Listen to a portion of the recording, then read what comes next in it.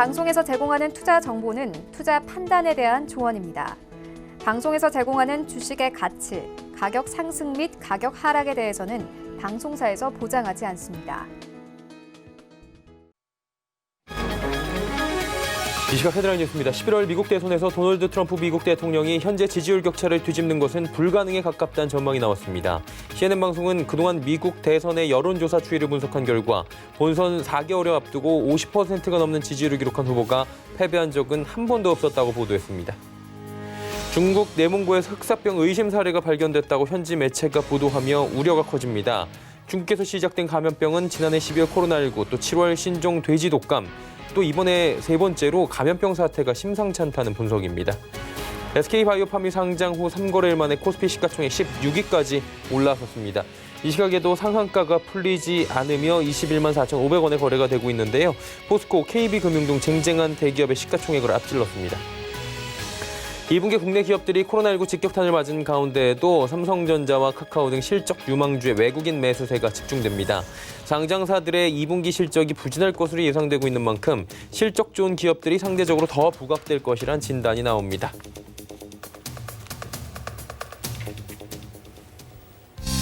시청자 여러분 안녕하십니까. 오늘장 내일장 출발하도록 하겠습니다. 일단 오늘 시장은 상승폭을 점차 키워나가고 있는 상황입니다.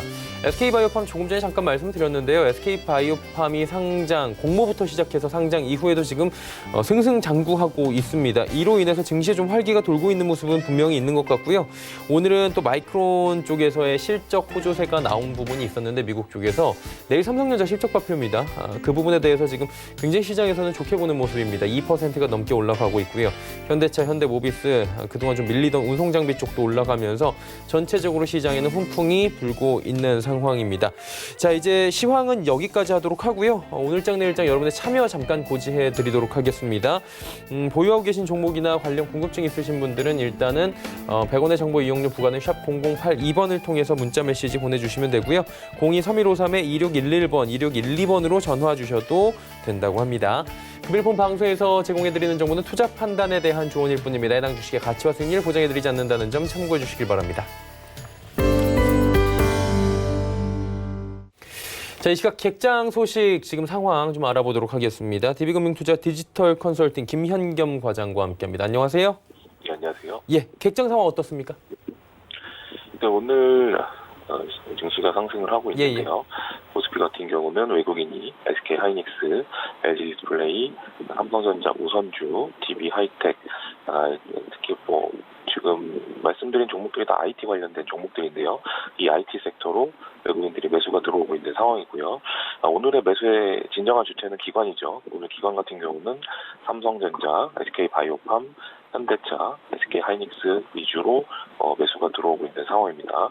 코스닥 같은 경우는 외국인이 동진세미캠, 실리콘웍스, 유진테크, 테스 지금 말씀드리는 종목들이 바로 반도체 아니면 IT 관련된 소재 그리고 장비 주식들에게 외국인들이 매수가 들어오고 있고요. 기관 같은 경우는 ST팜, 콜마 B&H, 아프리카 TV, JYP 엔터테인먼트를 중심으로 매수가 들어오고 있다라고 말씀을 드리겠습니다. 오늘 시장도 상승을 하고 있고요. 특히나 코스피 쪽, 특히나 실적이 개선될 것이라는 대형주 위주로 크게 상승이 나오고 있는데 한마디로 좀 정리를 한다면 시장 상황을 어떻게 정리할 수 있나요? 네, 오늘 시장 중심은 삼성전자인 것 같고요. 예. 그렇기 때문에 2분기 실적 시즌 스타트라고 좀 말씀을 드리겠습니다. 자, 그러면 이제 내일장을 조금 전망을 해봐야 될 텐데 어떻게 저희가 시장을 좀 바라봐야 될까요? 일단은 지난주 금요일날 이제 미국 시장이 이제 독립기념일로 휴장이었는데요. 이틀 이제 그 미국 시장 끝나고 나서 이제 이틀 동안 우리 시장이 거래가 되는 상황이고 현재 나스닥 선물도 긍정적으로 움직이고 있기 때문에 오늘 미국 시장 긍정적으로 보고 있는 상황입니다. 우리 시장은 내일 삼성전자 2분기 실적 발표로부터 이제 진정한 실적 시즌으로 들어가는데요. 코로나로 인해서 가장 불확실한 그런 분기였던 이 2분기 실적 발표이기 때문에 물론 삼성전자는 긍정적으로 실적이 예상이 되고 있습니다만 그 외의 종목들은 불확실성이 한층 점증될 수 있다는 부분도 참고를 하셔야 될 것 같고요. 특히 우리 오늘 같은 경우는 이웃 나라인 중국 시장이 지금 큰 폭으로 상승을 하고 있는 상황인데요. 그러면서 아직까지는 중국 관련주의 매기가 확대되고 있지는 않지만 이런 중국 증시가 계속해서 이렇게 상승 추세가 이어진다면 우리 증시에서도 중국 관련 종목들의 수혜주 찾기가 좀 진행이 될 수 있지 않을까라는 관점에서 보실 필요가 있을 것 같은데요. 지금 중국의 최근에 나온 경제 지표들이 굉장히 좋게 나오고 있고 거기에 있어서 재고 수준이 굉장히 줄어든 것을 확인할 수 있었습니다.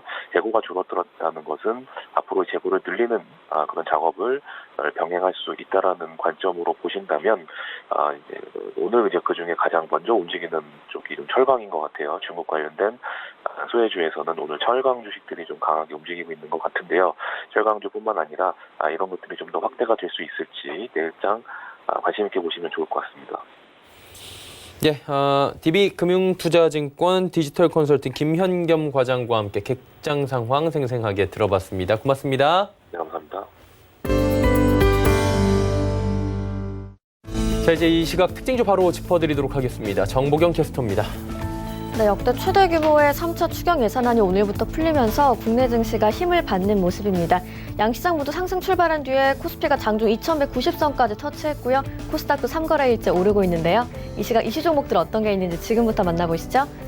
이 시각 종목 핫3입니다. 카카오, DPC, 우정바이오가 오늘의 특징주로 올라와 있습니다. 오늘 가장 먼저 만나볼 종목은 우정바이오입니다.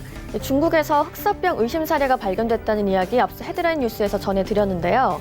이 같은 소식에 현재 우정바이오가 21% 넘는 급등 보여주고 있고요. 거래가 9,390원입니다. 하루간의 흐름도 확인해 보시죠.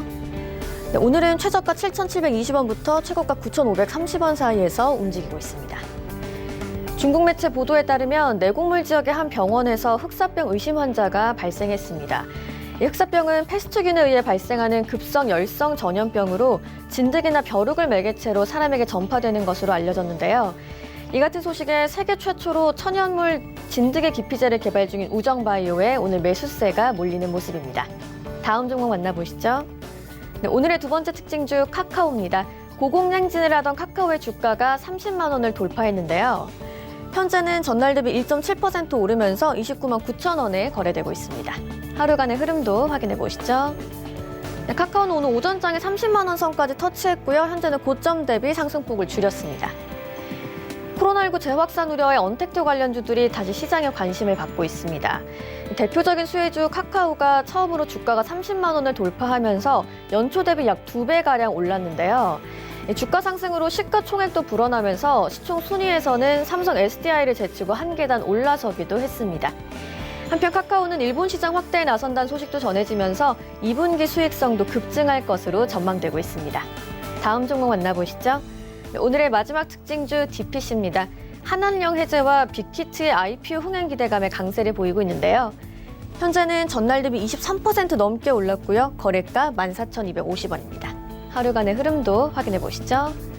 오늘 주가는 꾸준히 우상향하는 모습이고요. 최고가 14,600원까지 터치했습니다. DPC는 자회사가 빅히트 엔터에 1,000억 원대 투자를 한 것으로 알려지면서 대표적인 빅히트 관련주로 분류되고 있습니다. 중국의 한한령 해제에 대한 기대감이 커지는 상황에서 빅히트의 IPO 성공 기대감도 오늘 DPC 주가 상승에 영향을 주고 있는데요.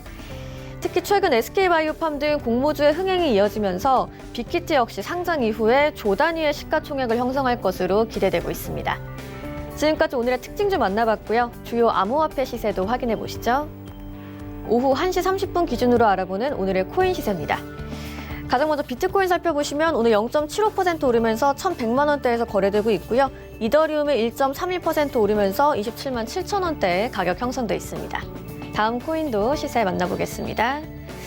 오늘은 오미세고 한번 살펴보겠습니다. 3% 넘게 올라주면서 가격 1,869원, 비트코인 캐시가 1.77% 올랐고요. 27만 2천 원대에 거래되는 모습입니다.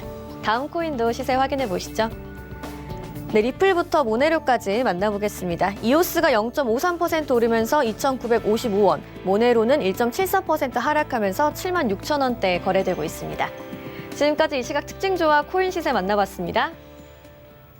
예, 오늘 시장 이슈 바로 또 점검해 드리도록 하겠습니다. 펠리즈 투자 리서치 김민수 대표입니다. 안녕하세요.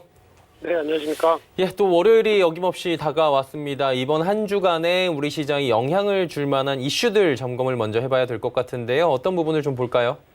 네, 일단 이번 주는 여러 가지 경제 지표가 시장에 미치는 역할은 그렇게 좀 제한적으로 봐야 될 것 같고요. 네. 그게 어떤 강한 영향력을 지닌 경제 지표는 없습니다. 근데 그 외에 이제 실적 발표 시즌이다 보니까 삼성전자 실적이라든가 옵션 만기일 이런 어떤 변동성을 키울 만한 요인들이 좀 있죠. 이 부분에 대해서 이번 주 계속 관심 있게 봐야 될 것 같고요.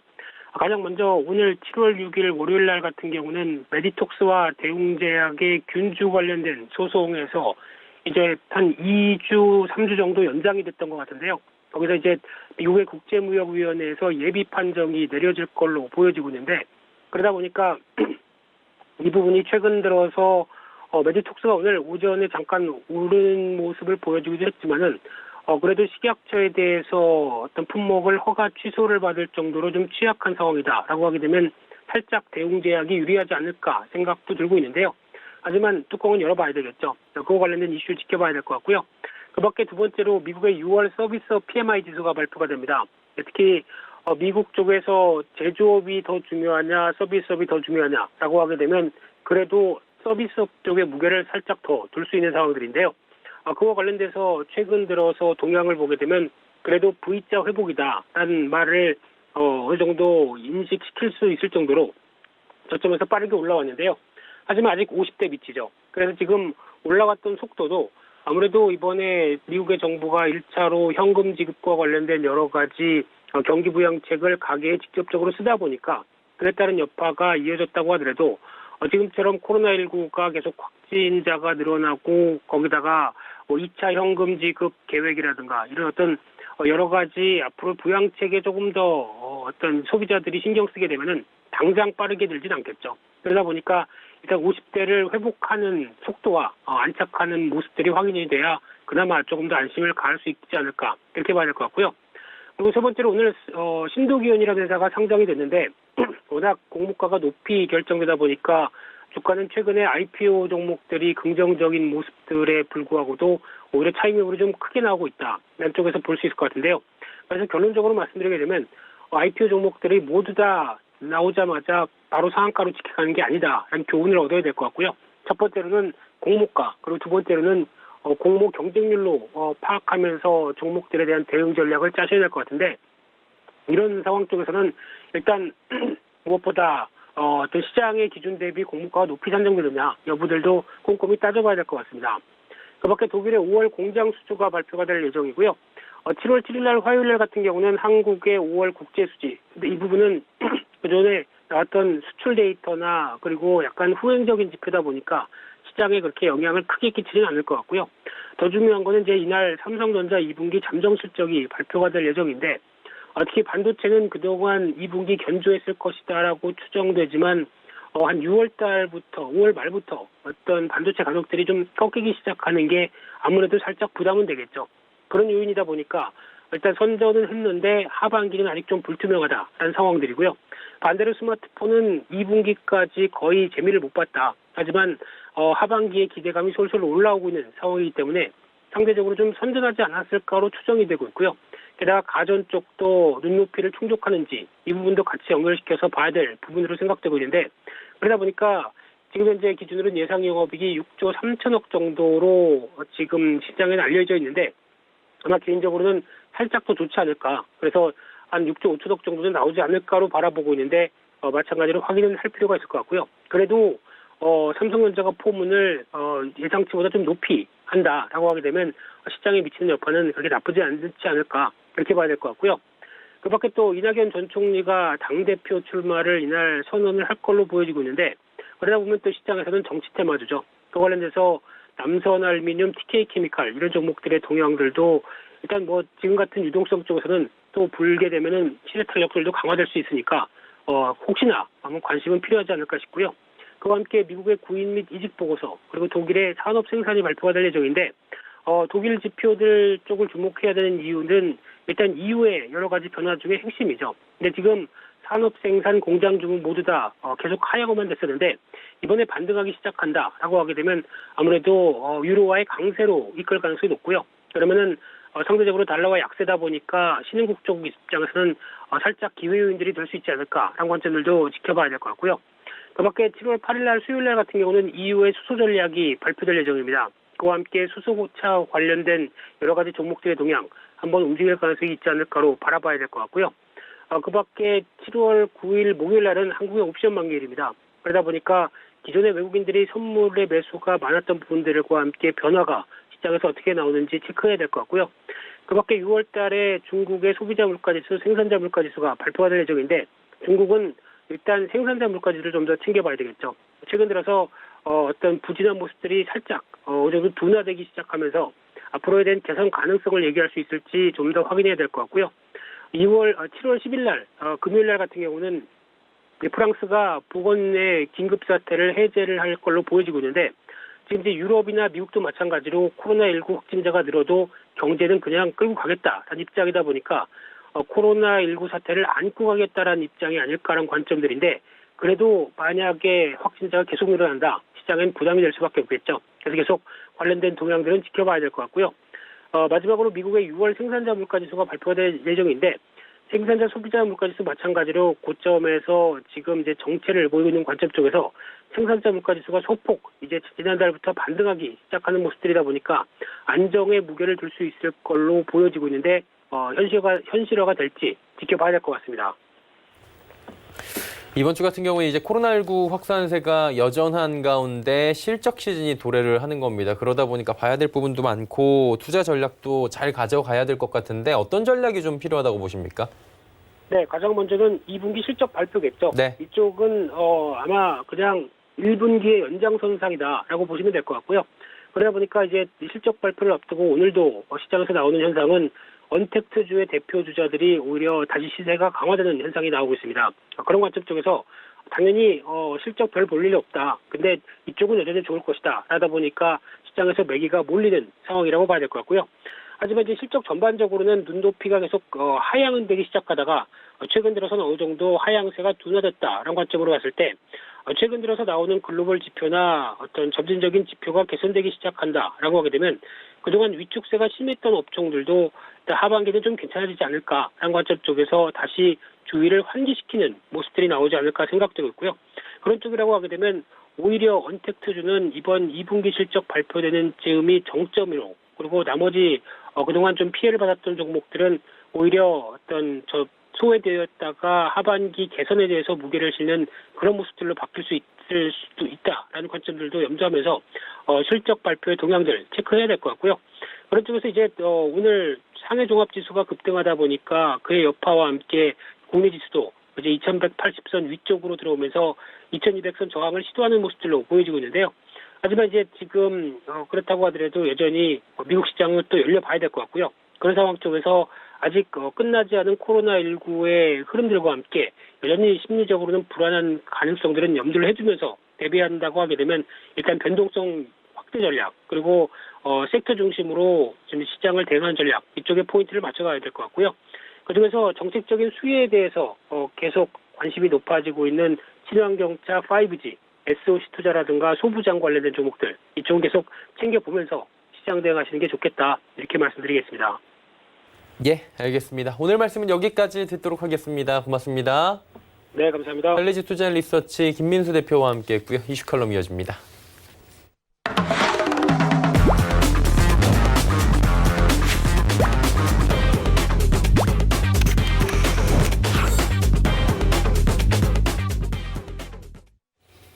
이슈 칼럼 시간입니다. 미중산업경제연구소 조용찬 소장과 함께합니다. 소장님 안녕하세요. 예, 안녕하십니까? 예, 미국 대선 가도부터 조금 확인을 해볼게요. 4개월도 남지 않았습니다. 트럼프 대통령이 좀 고전을 할 것이다라는 얘기가 계속 나오고 있는데 무당층이 좀 많이 있는 것 같아요. 지지자 결정을 언제쯤 이분들이 할까요? 네, 대선은 이제 4개월도 채 남지 않았는데요. 네. 여론조사를 보면은 트럼프 대통령 같은 경우는 바이든의 4에서 한 10% 정도 뒤쳐져 있습니다. 미국에서는 4에서 7% 정도라면 충분히 역전이 가능하고요. 이같이 보는 거는 아무래도 9월 초까지 나오는 여론조사는 오차가 상당히 많습니다.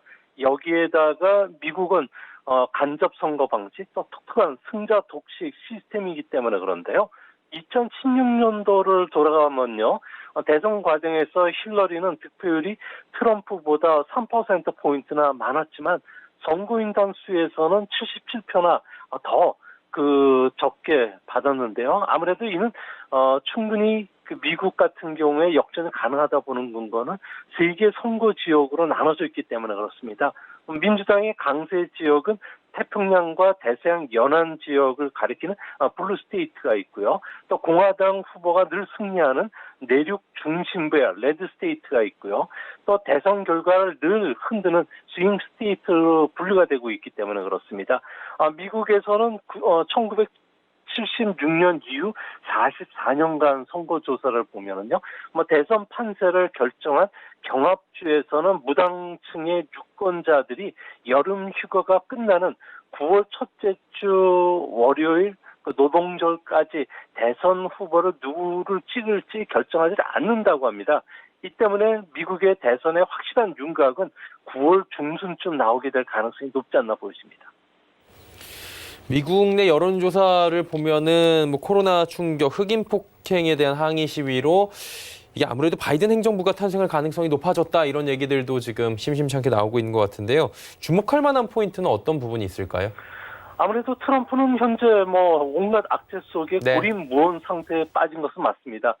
특히 대중국 제재 관세 부과에도 수출 부진이 계속되고 있고요. 무역 적자는 계속 확대가 되고 있고 또 제조업 부분의 생산 활동도 여전히 침체된 상황입니다. 이 때문에 스윙 스테이트라고 불리는 경합지죠. 러스트벨트, 콘벨트를 비롯해서 13곳에서 접전이 지금 벌어지고 있는데요. 특히 코로나 바이러스 감염자가 현재 5만 명을 넘으면서 공화당 텃밭인 레드 스테이트도 지금 안심할 수 없는 상황입니다. 노스캐롤라이나, 텍사스, 조지아, 플로리다, 네바다 쪽에서도 트럼프 지지율이 지금 급락하고 있는 상황인데요. 특히 경기 침체가 좀 길어진다면 현직 대통령은 아무래도 재선에 실패했던 과거 사례들이 있기 때문에 상당히 바이든에게 유리한 형세가 형성되는 건 아닌가 보여집니다. 바이든 같은 경우에는 약점도 있는데요. 경제 정책은 부유층에 대한 증세, 그리고 자본 차익에 대한 과세 비율을 인상하는 문제, 그리고 친환경 정책, 그리고 사회보장, 의료보험 확대이기 때문에 아무래도 바이든의 승리가 확실해진다면 주시장은 일시적으로 경계 매물이 출회가 될 수가 있고요. 이렇게 되면 미국 증시는 조정에 들어갈 가능성도 있습니다. 이와 더불어서 달러 하락도 시작될 확률이 높기 때문에 앞으로도 이와 관련된 변수들이 주시장, 외환시장뿐만 아니라 자본시장에 적지 않은 영향을 끼치지 않을까 보십니다. 정권 교체가 만약에 되면 주가 조정도 좀 예상이 될 수 있을 것 같은데 그에 따라서 투자 전략을 좀 가져가야 되잖아요. 어떤 전략을 좀 가져가야 될까요? 네, 코로나 대응 과정에서 세계가 보여준 내용은 재정 정책입니다. 네. 대부분 도로나 교량과 같은 인프라 투자가 아니고요. 그린, 그러니까 환경 보호나 디지털화와 같은 새로운 인프라 투자가 대세가 되고 있습니다. 올해 5월 15일 날 독일과 프랑스가 발표한 5천억 유로의 경제 부흥 계획 같은 경우에도 환경을 배려한 혁신 성장이었고요. 또 심지어 중국도 5G 통신망 건설을 위한 신형 인프라 사업을 발표했고요. 우리나라도 한국판 뉴딜 정책이라고 해서 디지털화, 탈세계화에 초점을 맞추고 있습니다. 이 때문에 새로운 인프라 테마의 이라고 할 수 있는 디지털화는 5G, 와이파이 6, 클라우드 서비스의 프로바이더, 그리고 데이터 센터, 인공지능, 빅데이터, 스마트 시티와 같은 국제 경쟁을 강화시켜주는 쪽에 초점을 맞추고 있는데요.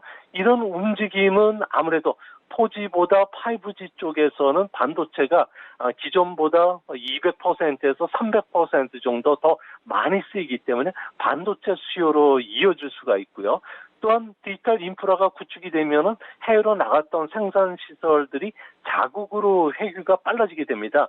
기업에게도 인센티브가 주어지기 때문에 생산 프로세스의 자동화는 바로 로봇 공학 쪽으로 이어질 수가 있다는 거죠. 결국 새로운 디지털 인프라를 바탕으로 해서 포스트 코로나 시대에는 세계 각국이 경기 순환 2.0 세대에 들어가게 되는데요. 반도체, 로봇뿐만 아니라 프로세스의 오토메이션 기업, 그리고 환경 보호를 중시한 전기 자동차, 2차 전기, 그리고 태양광 에너지 설비 분야와 관련해서는 앞으로도 계속적인 수혜를 입지 않을까 생각이 됩니다. 그럼 이제 미국 경기 침체가 사상 최단기에 그치게 된다고 가정을 해보면 트럼프 대통령의 재선은 가능성이 조금은 있겠네요. 네, 그렇다고 보여지는데요. 문제는 MBER 같은 경우가 경기 순환 인증위원회가 상당히 좀 보수적이라는 겁니다. 아무래도 그 2월 달에 경기 확장을 끝내자마자 바로 발표를 한 것은 아무래도 이번 코로나 충격이 뭐 고용이나 개인 소비, 실질 개인 소득에 크게 악영향을 미쳤기 때문에 그런데요. 이 때문에 이번 경기 침체는 짧게 끝나긴 하겠지만 아무래도 MBER 쪽에서는 코로나 2차 유행이라든지 뭐 무역 전쟁 이런 것들을 고려해야 되기 때문에 뭐 2월 경에 바닥을 찍었다 하더라도 11월 대선 전까지 경기가 확장 국면으로 돌아섰다고 판단을 내리지는 않을 것으로 보여집니다. 뭐 이번 대선은 1980년대 카터 대통령이 재선에 실패했을 때와도 매우 무척 닮아 있는데요. 뭐 대선 전에 경기 회복이 선언된다면 트럼프는 유리하겠지만 아무래도 그 코로나 그리고 인종차별 문제, 공화당 내 반란, 또 여론 비판과 관련된 여러 가지 악재들이 워낙 많기 때문에 뭐 지미 카터 대통령처럼 임기 중에 경기가 사후적으로 확장 국면에 들어갔더라도 이번에도 아무래도 그 상당히 좀 어려운 선거전을 치룰 가능성이 크다는 점에서 트럼프 대통령은 현금 지급이라든지 대규모 인프라 투자와 같은 4차 경기 부양책들을 아마 꺼내놓지 않을까 생각이 됩니다. 뭐 바이든 전 부통령 입장에서 보면 지금이 절호의 기회가 아닐 수가 없을 것 같습니다. 그동안에 이제 현직 대통령의 프리미엄이 있기 때문에 중간에 이긴다는 게 쉽지가 않았는데 그럼에도 불구하고 지금 괜찮거든요. 트럼프 대통령 이길 수 있을 것으로 보십니까? 네, 뭐 전통적으로 공화당 정권을 지지하는 월가 같은 경우에도 최근 들어서 바이든의 민주당 정권 탄생에 대비해서 움직임이 좀 빨라지고 있다고 합니다. 뉴욕 금융 투자 로비리스트들이 미국 언론들하고 계속 인터뷰하는 기사들이 계속 쏟아지고 있는데요.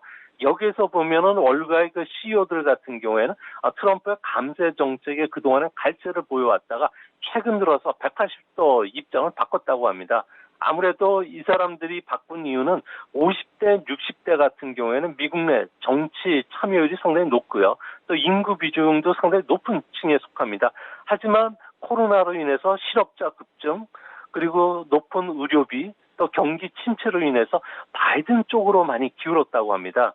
이 때문에 증권업계 같은 경우에도 정치 헌금을 바이든 쪽에 더 많이 몰아주고 있고요. 또 산업계 베테랑 경영자들 사이에서도 바이든의 새로운 정권 탄생을 전제로 해서 백악관과 관련된 인맥 만들기 움직임이 빨라지고 있다고 합니다.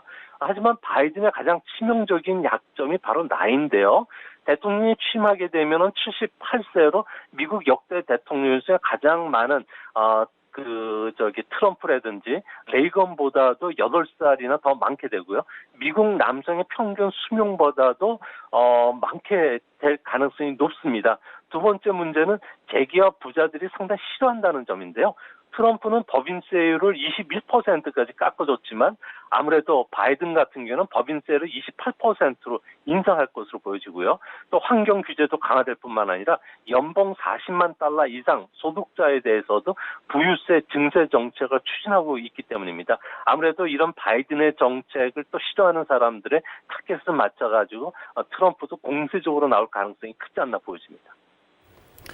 조 바이든 전 부통령의 런닝메이트가 이제 지명이 될 텐데 이 부분도 굉장히 또 관심사입니다.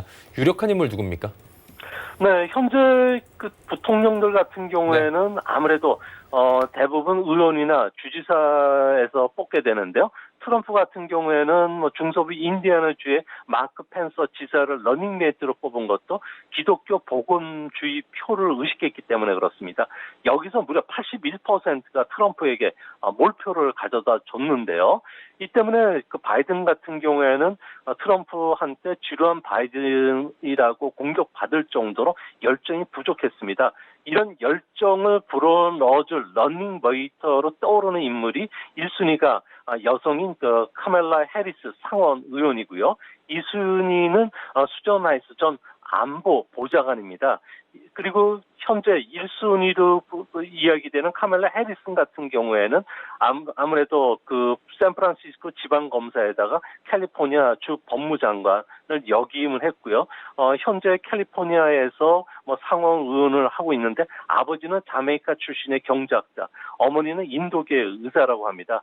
아무래도 이 사람 같은 경우는 흑인 폭행 항의 활동이라든지 경찰 개혁에 상당히 앞장선 사람이기 때문에 앞으로 이런 문제들을 TV 토론회까지 이슈를 끌고 갈 수 있고 또 민주당 내 구심력을 강화시킬 수 있기 때문에 아무래도 좀 유리하지 않을까 이렇게 생각이 듭니다.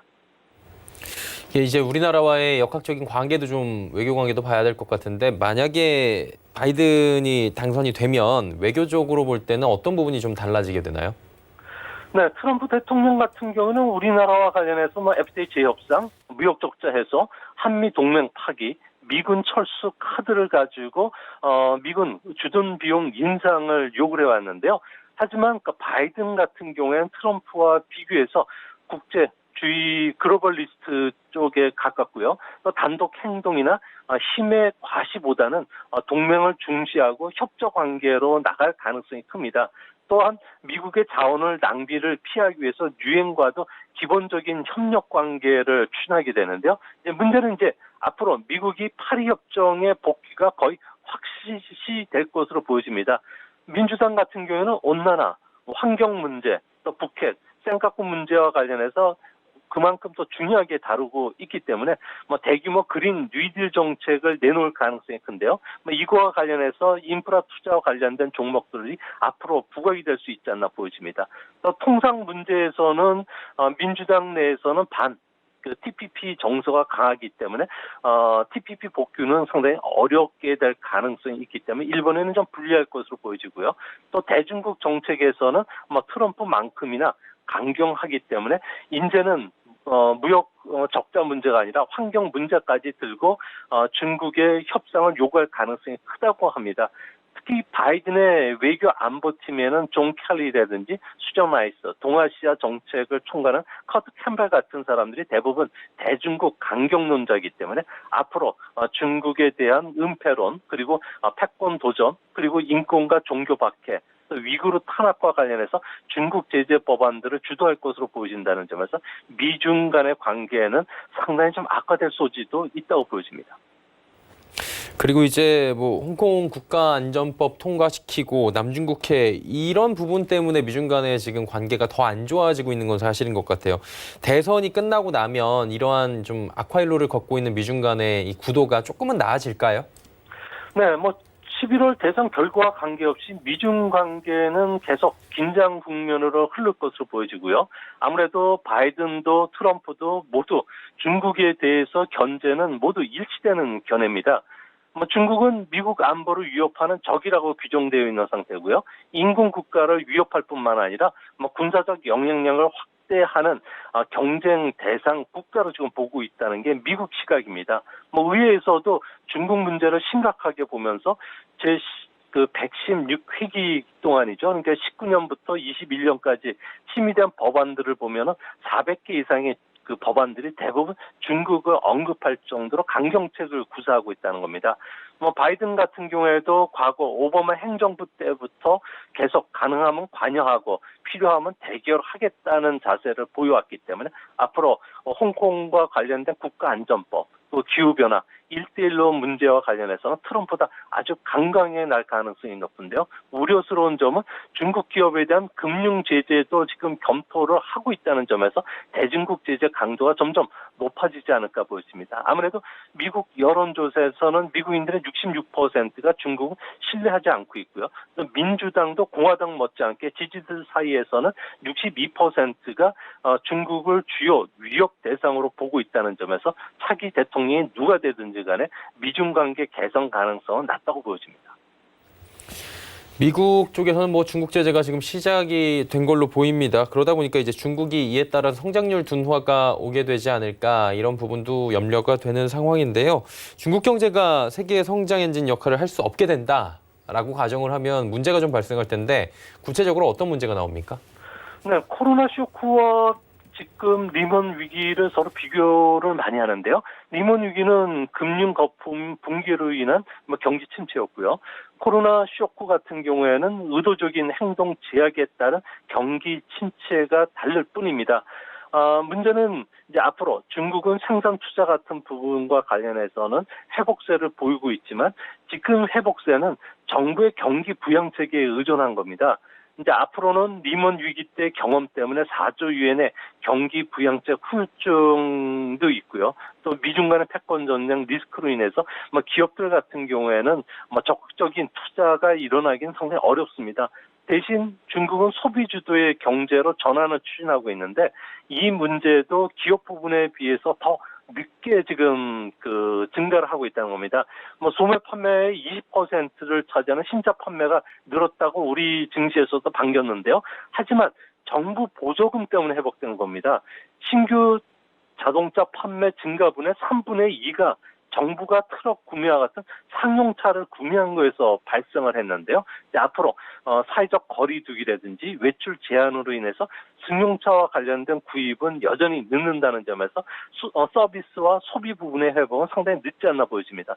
그런 측면에서 보면 앞으로 중국이 중진국 함정에 빠져들었죠. 인구 고령화 문제, 여기에 수출 기업들의 엑소더스 현상으로 인해서 실업률도 증가하게 되고요. 또 임금 상승 속도도 둔화되기 때문에 올해 제로 성장에 가까운 플러스 성장이지만 내년에도 V자형 경기 회복은 사실상 좀 어렵지 않나.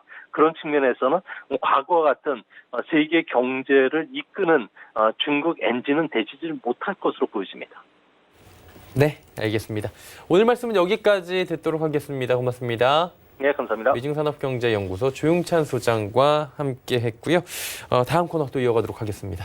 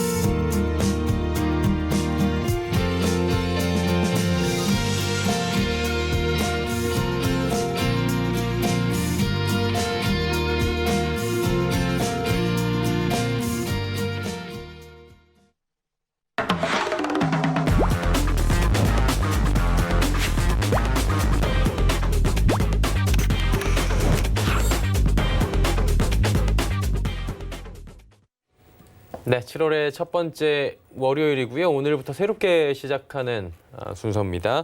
이름하여 돈 워리포트. 예, 돈을 워리하지 말아라. 뭐 이런 것 같은데요.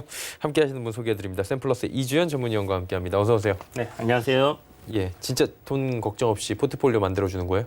네, 최선을 한번 다해보겠습니다. 최선 다해서는 안 돼요. 그렇게 해주셔야 됩니다. 지금부터. 네, 알겠습니다. 근데 어떻게 앞으로 해주실지 각오를 그래도 좀 매일 나오시는 거죠, 이제? 네, 매일 이 시간에 예. 이제 두 종목 정도 이렇게 가지고 나와서 포트를 한번 짜볼 생각입니다. 붉은 옷은 사비로 지출하셨나요?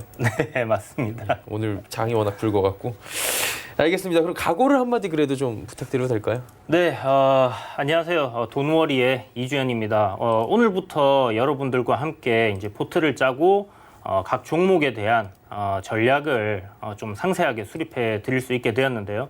앞으로 좋은 종목으로 제가 입고 있는 이 붉은 셔츠처럼 시청자 여러분들의 계좌도 붉게 물들어갈 수 있도록 최선을 다해보도록 하겠습니다. 네.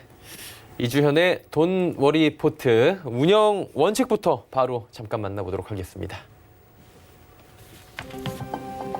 자, 이주현의 돈 워리 포트 운영 원칙입니다. 종목 편입 매수가는 금일 종가 기준이고요. 최대 5종목의 포트폴리오 편입 가능하고 목표가의 수정 횟수는 총 3회 제공됩니다. 소개된 두 종목 중 시청자의 문자 투표로 한 종목이 선정되고요. 선정된 종목을 포트에 편입한다라는 오늘의 원칙을 말씀을 드렸습니다. 예, 첫 번째 후보군들부터 먼저 바로 살펴보는 게 좋을 것 같습니다. 어떤 후보군들인지 말씀을 해주실까요? 네, 오늘 두 종목을 준비를 했습니다. 예. 제이시안 시스템하고 드래곤 스튜디오를 준비를 스튜디오 드래곤을 준비를 했습니다. 긴장하셨네요. 네. 예. 이게 드래곤이 너무 마음에 들다 보니까 예. 제이시언 시스템 같은 경우는 뭐 드론 테마 관련주로 알려져 있는 종목이고요. 뭐 예. 스튜디오 드래곤은 이제 컨텐츠 섹터 쪽에 있는 대장주라고 볼 수 있겠습니다. 예, 알겠습니다. 이게 스튜디오 드래곤이 예전에 이제 상장하기 전에 용이라고 스튜디오 용 이렇게 불려가지고 네. 콘텐츠 제작사로 굉장히 또 유명했었는데 스튜디오 드래곤, 제이시언 시스템 두 종목 공개가 됐고요. 자, 지금부터 마음에 드시는 종목을 투표를 해주시면 됩니다. 투표로 포트에 편입이 될 예정이고요. 1번 종목이 오늘은 제이시언 시스템이죠. 네. 제이시언 시스템. 2번이 스튜디오 드래곤인데요. 어떤 종목으로 좀 편입하는 게 좋을지 100원의 정보 이용료 부과되는 샵 0082번을 통해서 보내주시면 되고요. 문자를 보내주시는 분들이 계실 거 아니에요. 그 전에 이제 어떤 종목인지 네. 이제 좀 디테일하게 들어보도록 하죠. 네, 알겠습니다. 제이시언 시스템은 모니터 그리고 이제 비디오 카드 등 이제 컴퓨터 기기 관련한 제품을 생산 판매하고 있고요. 온라인 화상 회의 및 온라인 솔루션 이런 인터넷 서비스 부분을 영위하고 있습니다. 먼저 실적을 보시면 3년 연속 매출과 이익이 조금씩 줄어들고 있는 그런 상황이었는데요. 전년도는 한 28억 정도로 영업이익이 상당히 부진했습니다. 올해 1분기 실적이 매출이 609억에 영업이익 28억을 달성하면서 전년도 이익을 이미 넘어섰고요. 2분기 실적 확인이 이제 필요하겠으나 현재 주가 흐름을 봐서는 나쁘지 않으리라는 생각이 듭니다.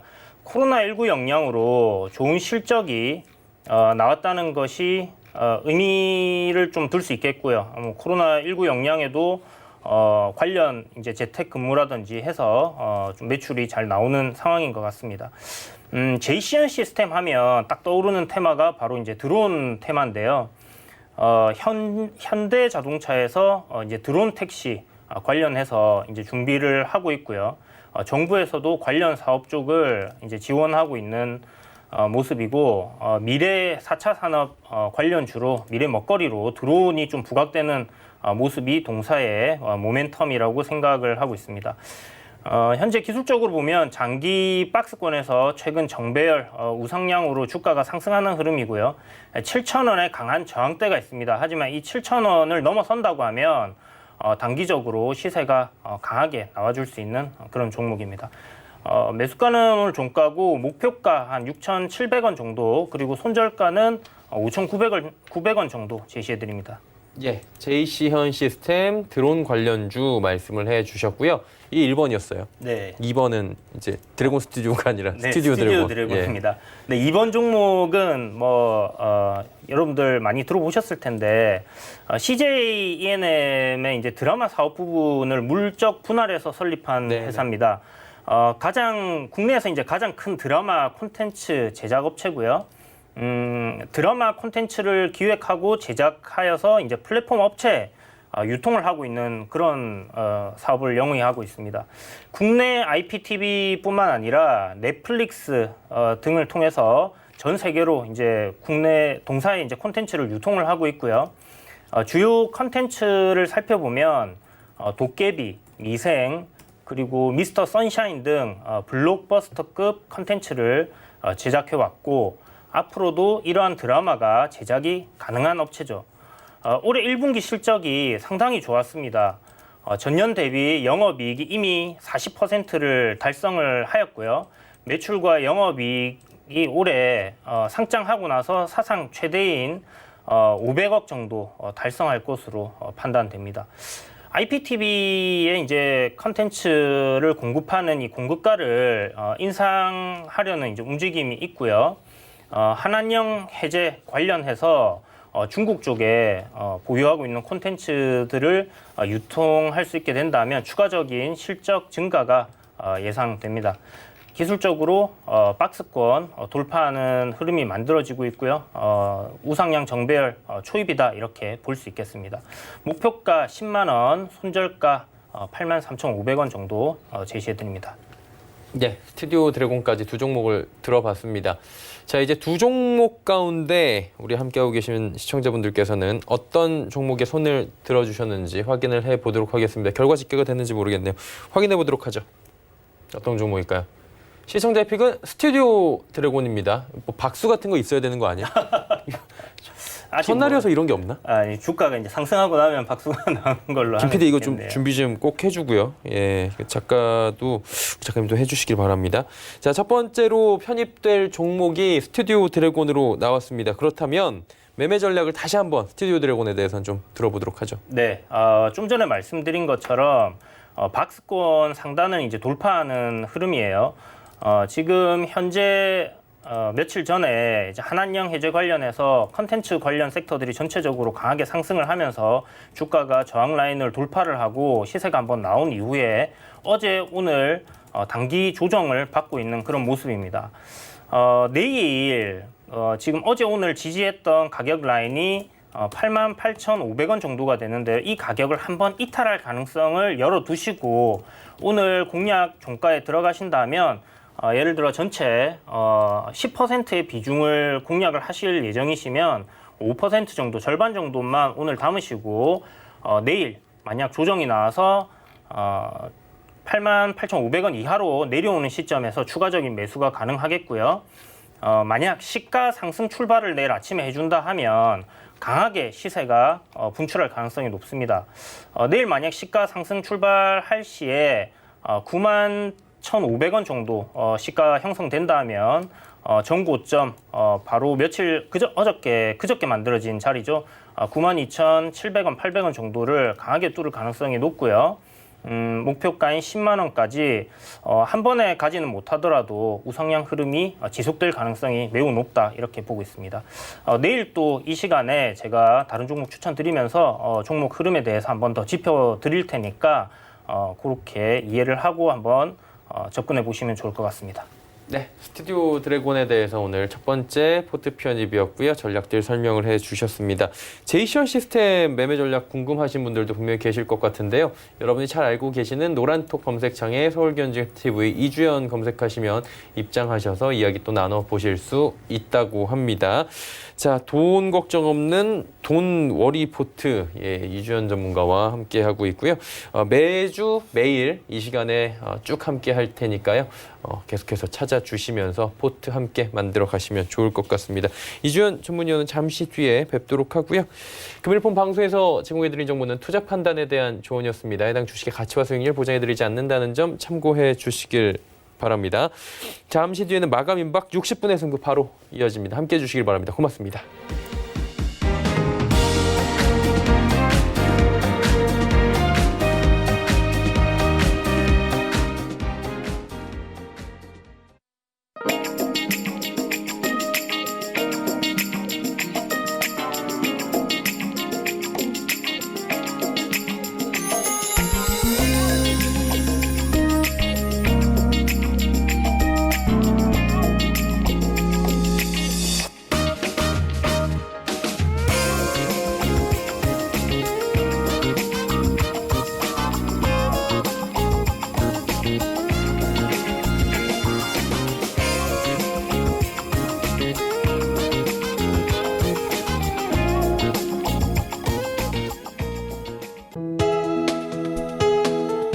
방송에서 제공하는 투자 정보는 투자 판단에 대한 조언입니다.